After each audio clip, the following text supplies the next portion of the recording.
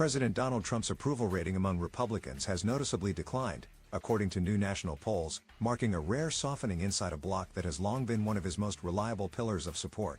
While Trump still commands overwhelming backing from GOP voters, the shift in approval is significant.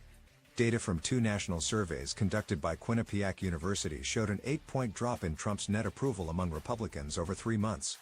In mid-October 2025, Republican net approval was plus 90 points. By early February 2026, that figure had declined to plus 76 points. The October poll found that 94% of self-identified Republican registered voters approved of Trump's job performance, while 4% disapproved. The January 29 to February 2 survey showed approval decreasing to 86%, with disapproval rising to 10%. For much of the last decade, support for Trump among Republicans has been one of the most stable metrics in American politics, according to reports. As a result, a movement of this scale, even from a high baseline, is noteworthy as GOP approval has traditionally been resistant to short-term shocks. While Republican approval of Trump has typically remained resilient despite controversies and policy disputes, the latest figures suggest that, although loyalty remains strong, there is some erosion within the party's support for the president. The decline in Republican support coincides with Trump's overall approval rating remaining negative nationwide.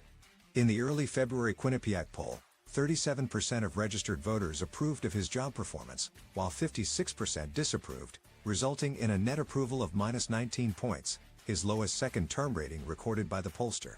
It is worth noting that on key issues, Trump's numbers were similarly weak.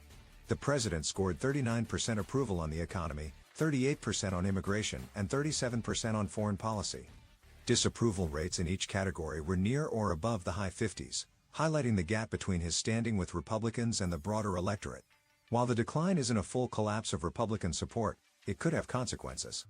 Even modest erosion within the Republican Party may influence voter turnout, fundraising motivation and candidate recruitment as the 2026 midterm elections draw near.